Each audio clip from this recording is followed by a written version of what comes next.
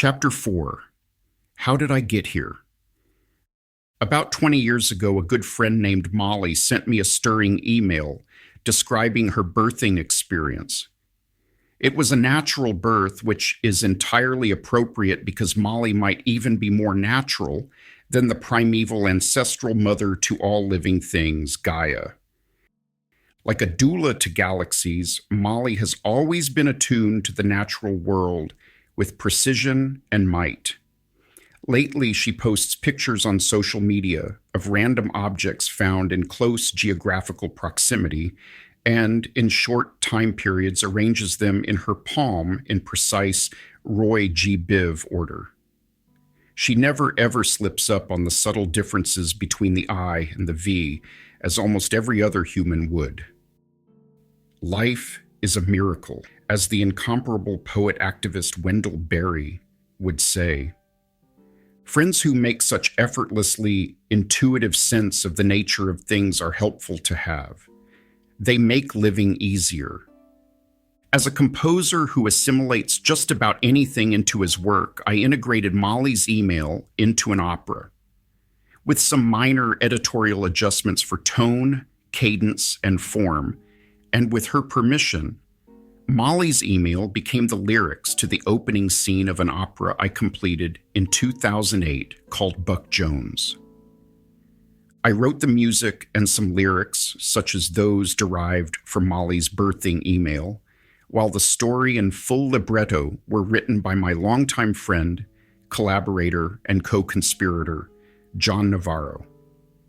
According to John's notes for the full score, Buck Jones is a buffet of vignettes set in a Western-themed family steakhouse located between a highway interchange and a suburban node.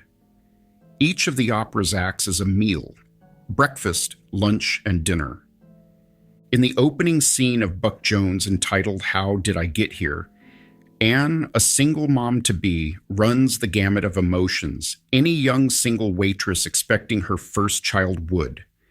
She laments dropping out of college, where she presumably studied voice. The score calls for a forced, contrived operatic style that gives way to more pop-leaning sensibilities. It's an existential crisis of purpose, artistic passions, and fear for her unborn child's future. The opening scene is an aria that uses the character's emotional ebb and flow to introduce many musical themes later developed in the piece. In a way, How Did I Get Here is also an overture propelled by nesting hormones. Here's the scene, as Navarro puts it. Morning colors play across the stage. The sound of early morning machines, ovens, coffee pots, dishwashers. A car pulls up outside, commercial radio thumping. Anne enters. She quickly puts up her coat and purse and begins side work. As she does, the radio outside plays a few beats more, then cuts off abruptly. Silence precedes the beginning of a CD playing much smoother beats. She stops rolling as she listens to it fade away, then returns to her work. How did I get here? How did it come to this? Let's see. It started with a wonder of if it is there. Then suddenly, a foot in the ribs. This all looks like a series of blurry, weekly snapshots. There's a curious feeling. I want her here. I think of it as if I am picking her up at the bus station. I know she's there, but I also have a curious sense of her not being here. I'll drive slower. Been reading a lot, deciding on squatting. Pictures of ancient artifacts of women in that pose, using gravity to guide her. What if she wants to see him? Preps begin in the kitchen again. The smell in the air reminds me of something a friend emailed me. Birthing smells like ham. I know a little girl named Aria. What a lovely name. Aria. Will I pick up my music studies again? Here I am, rolling silverware for two. Do these feelings course through her veins as well? Do I feel her singing?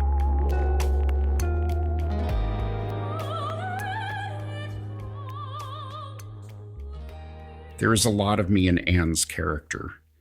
I see it much more clearly 15 years out. It's like I have zoned out over an overnight print order at Kinko's, gazing beyond a screen with unfocused and blurry red LED numbers, counting down my prime as I dream of knowing everything about music. I generally fret about anything. I have lived most of the second half of my life making music that has one foot planted firmly in the classical highbrow world and the other planted less firmly, spasmodically tap dancing around the pop or vernacular worlds. How did I get here? I was born in San Antonio, Texas, in a high-rise hospital called the Knicks. I was blessed with a happy childhood, and my parents did well to inspire genuine and joyous curiosity in me and my two younger sisters. My first real memories are of life in an old, rickety house on a large property with actual 19th century barns that had actual barn owls that shat actual poops of mouse skeletons. One flew right next to me when I was about 9. I'll carry the sound and sense memory of the feel of the supple and fluffy disturbed air from that great bird's wing, no more than 6 inches away, to my grave. The house had a basement, which is a very rare thing in South Texas. The basement held a ton of cannonballs. Seriously, cannonballs, not a collection, but ammunition. My childhood was a space filled with dirt bikes, camping, Betamax, and Intellivision, a country club pool where I first developed sexual fantasies, and so on. It was weird and exciting, and all the neighborhood kids with their drab little lives knew it all too well. I played saxophone in high school. I saw Frank Zappa when I was 9 or 10. I was sitting on my dad's shoulders at the infamous and now extinct Armadillo World Headquarters in Austin, Texas. In addition to the challenge of absorbing the tremendous torrent of musical delights Frank's band was projecting, my attention was partially conducted by a woman standing directly in front of us who was wearing absolutely nothing except for a very large pink boa. She was beautiful and probably stoned, and I already knew that smell. My parents were part-time hippies. I'm just now wondering if I got aroused by the sight of this boa-clad Zappa fan. My dad might know better. After all, I was sitting on his shoulders. High school sucked, but I made some good friends.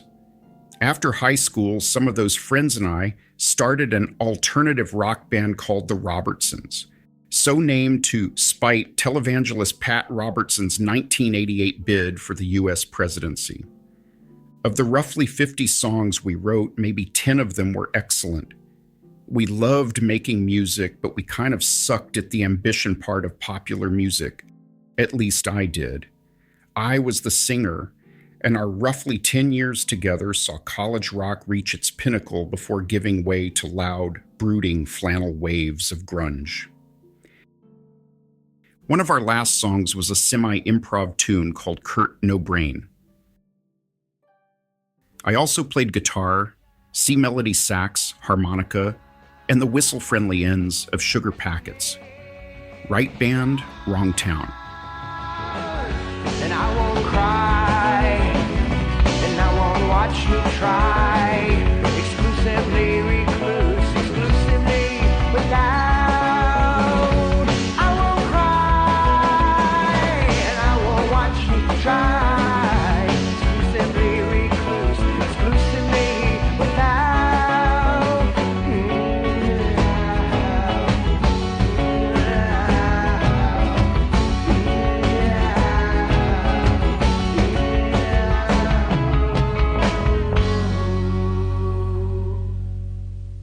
The band basically split in 1997, though we are still in touch to this day. I was not easy to get along with, and The lead guitarist and I still have a love-hate relationship stemming from some very old baggage involving women. Throughout the Robertsons years, I dabbled in graphic design, studied color theory, trail ran, drank beer, played basketball, and read Tom Robbins. I worked at Kinko's Copies, what is today's FedEx office. I have a tattoo on my left leg of a copyright symbol in big dragster flames.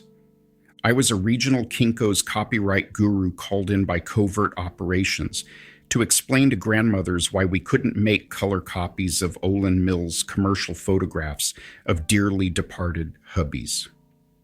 The copyright tattoo, which looks faded and very mortal right now, was the result of too much booze with a coworker, or kinkoid. Only 5 years ago did I fully confront and reconcile the pernicious advice alcohol had been giving me for most of my adult life. More on that later. I bought an Ensoniq synthesizer sequencer keyboard in 1997 and started writing and producing songs under the word in Spanish for bald guy, as appropriately ascribed to me by a kinkoid. That period, which lasted until 2001, were some of the most verdant and pleasurable years of my life. Now I am through the trumpet call of you. Must sound in vain, for I have need of rest. You have no peace to give, no certain truth, and I am sick and weary of my quest. No, I am through the trumpet call of you. I dated an interior designer who was older than me. I would later write a clarinet and electronics piece about meeting her. The second movement of that piece is called A Dance in the Light of a Cigarette Machine. What a life.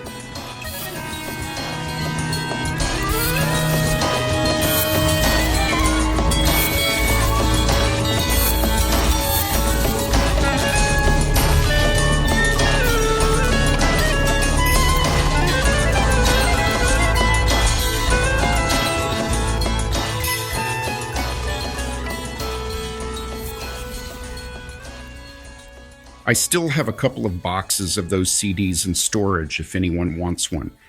The songs are multi-layered, eccentric, self-indulgent, and perfectly unpolished. Basically, they're demos, 112 of them. I had a lot of musical ideas that were getting backed up, ready for release. Stuff that was impractical or inappropriate for the Robertsons. So, yeah, blessed relief. The Ensoniq MR76 was the perfect laxative. 'Cause I'm a tough guy, I'll spit in your eye. I'm a tough guy, there's no need to ask why. I'm a tough guy, and I'm posing a threat. 'Cause I'm a tough guy, barely breaking a sweat. I'm a tough guy, I'll slit my wrists. I'm a tough guy, and I'll do it again. I'm a tough guy, with my rude boy stats. I'm a tough guy, I suppose I'll water the plants.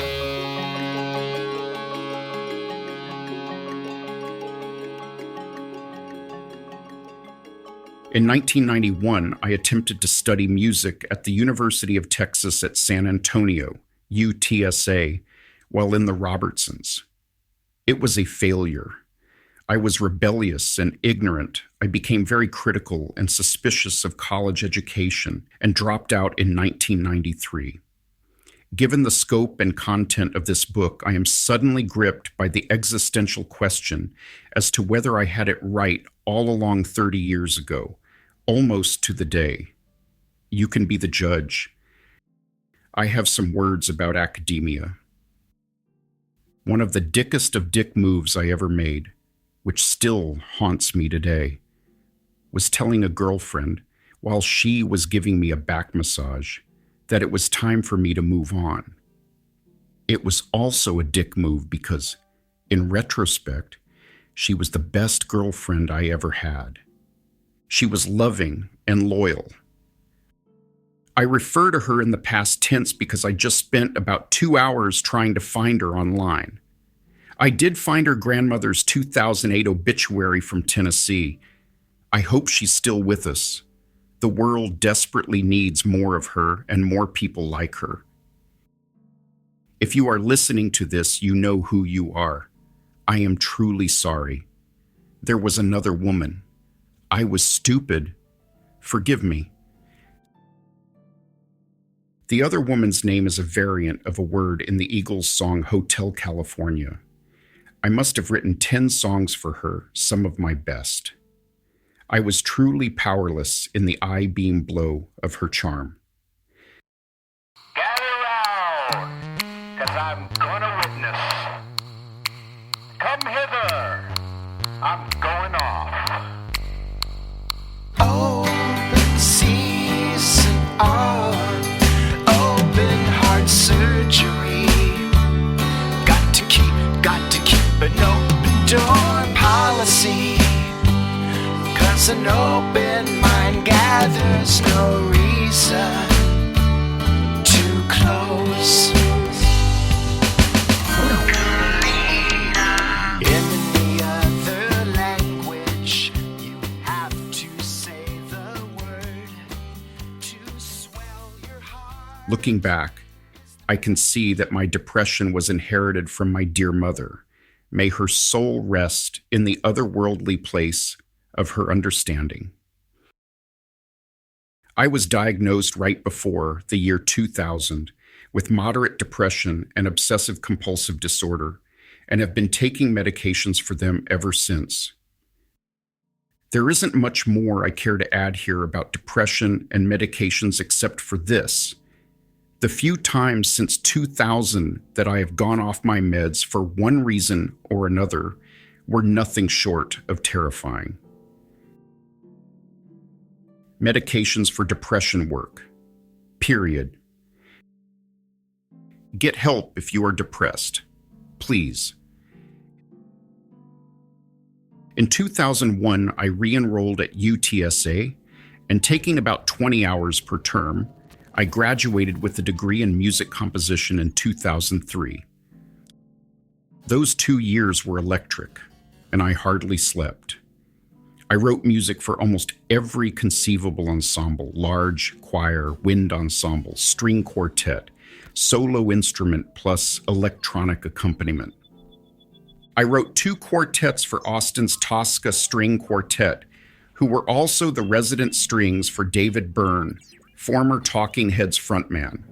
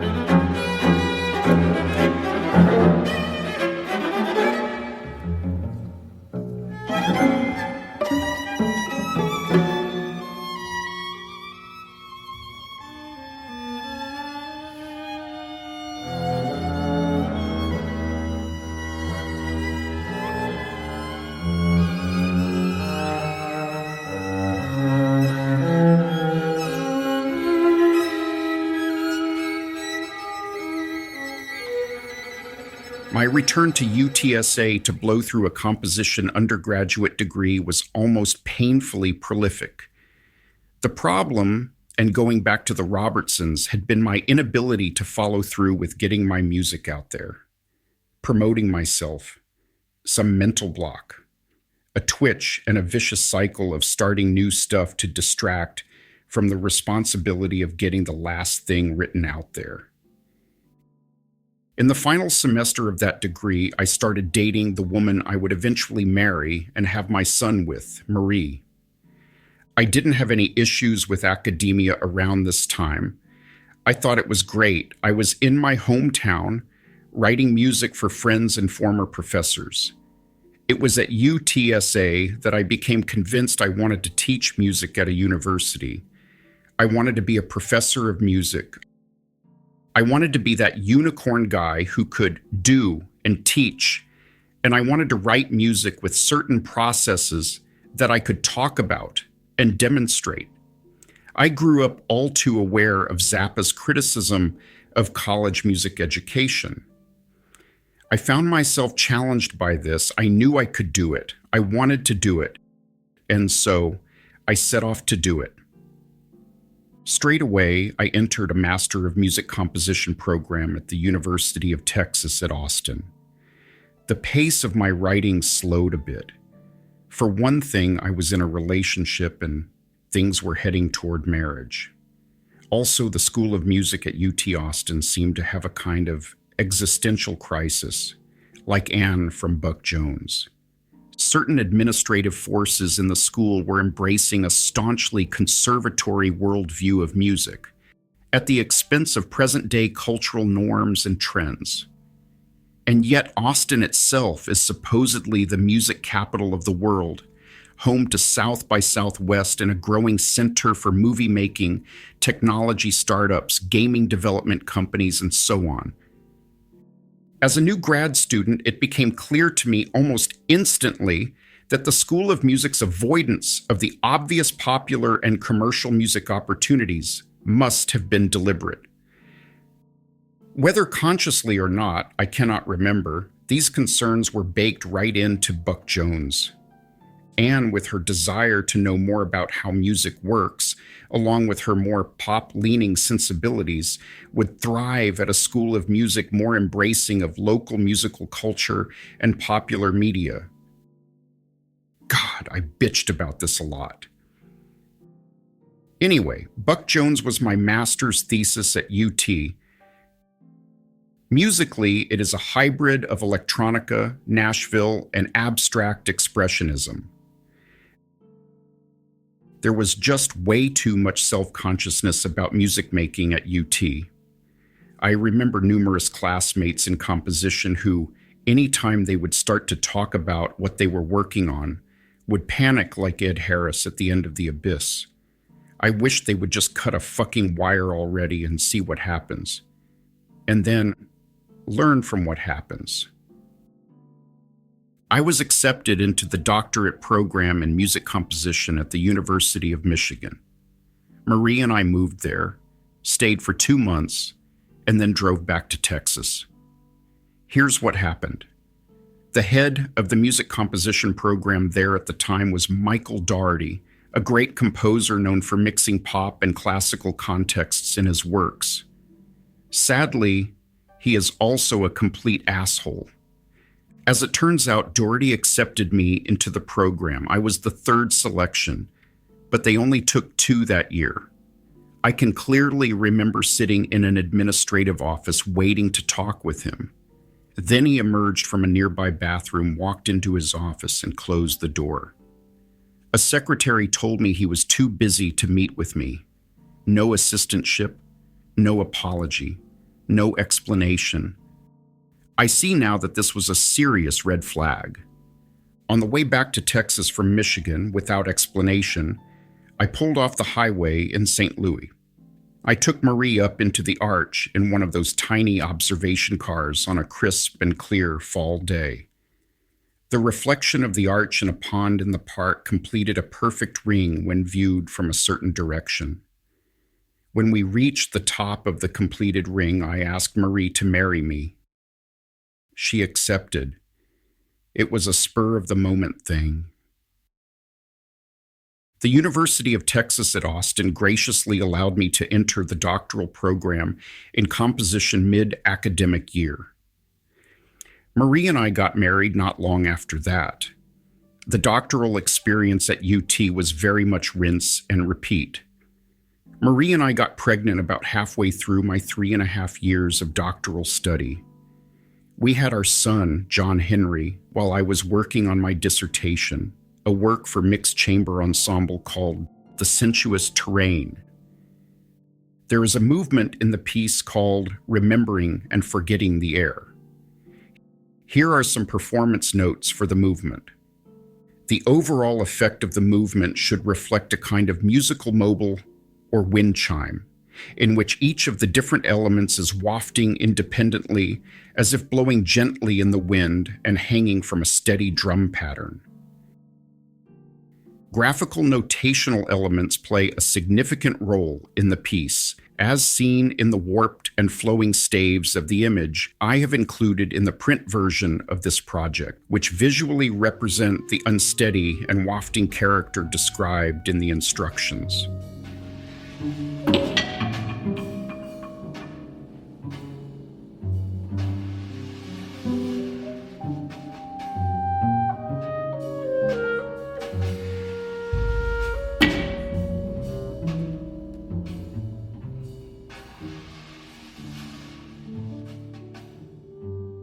This was autobiographical. This musical mobile hung above my precious infant son as he lay sleeping in his bed in my dreams. After I got my doctorate, I took a job as an assistant professor of music at Seton Hall in New Jersey. In the 11th hour, under tremendous pressure from her family, and particularly from her domineering father, Marie decided to stay in Texas. I taught at Seton Hall for 3 years and accomplished everything I set out to do. During this time, I started writing a very dense form of pop music under the pseudonym M.C. Debris. The album The Scientist and His Science is a very messy, yet fairly well-written musical roadmap through the various hells I was dealing with in New Jersey. Heavy drinking, intense loneliness, questions about academia, and whether it can truly teach musical creativity, and more.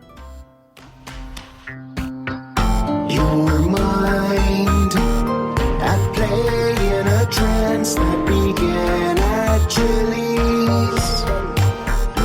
This bridge we always cross is a royal road. I see you in a rear view slumber at a late night drive-in. You might be a bird of paradise reading a mirror you'll never remember.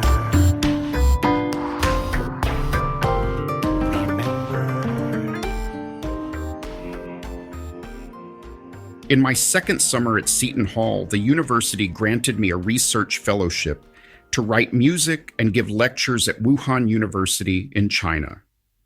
It was one of the greatest experiences of my life, and I didn't want it to end. I could easily start a tangent about Wuhan here and add 300 pages to this project. Suffice it to say these two things. First, Chinese culture is beautiful.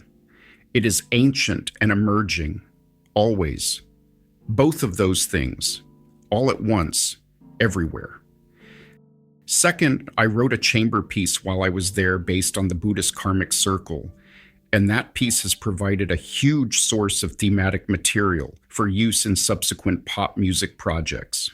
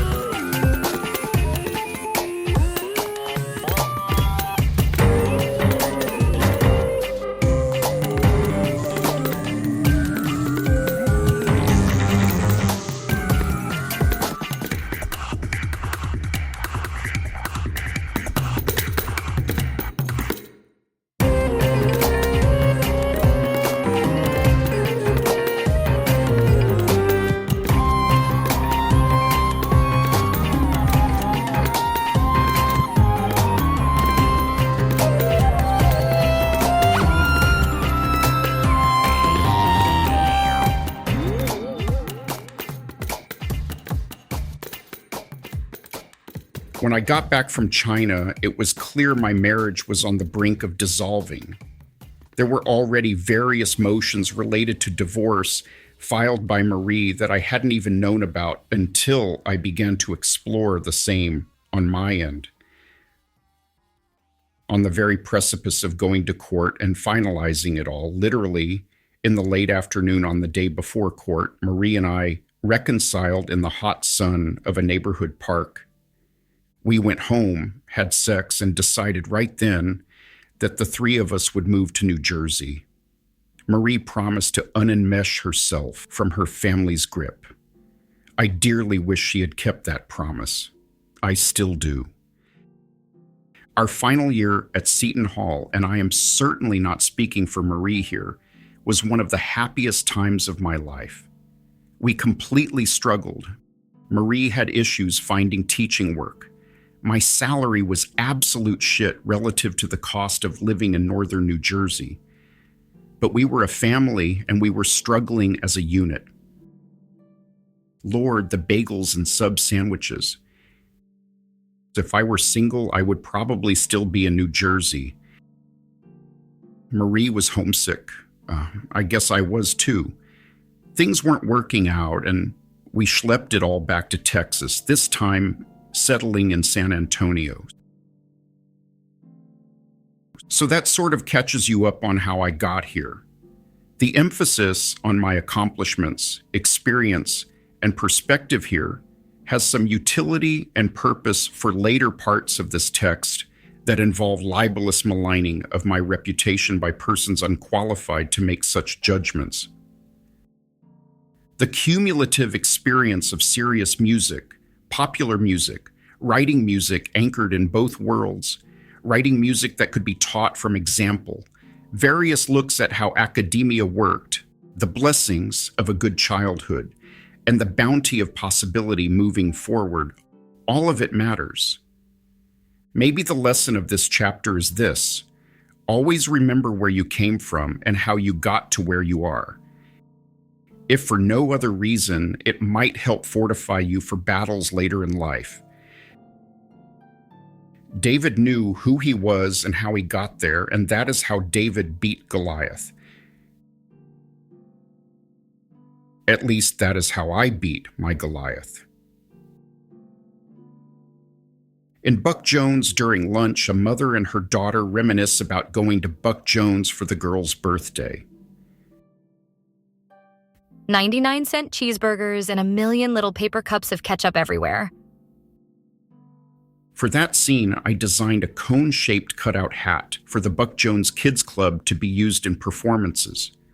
The image for your own cutout and use is included in the printed version of this project. Because why not?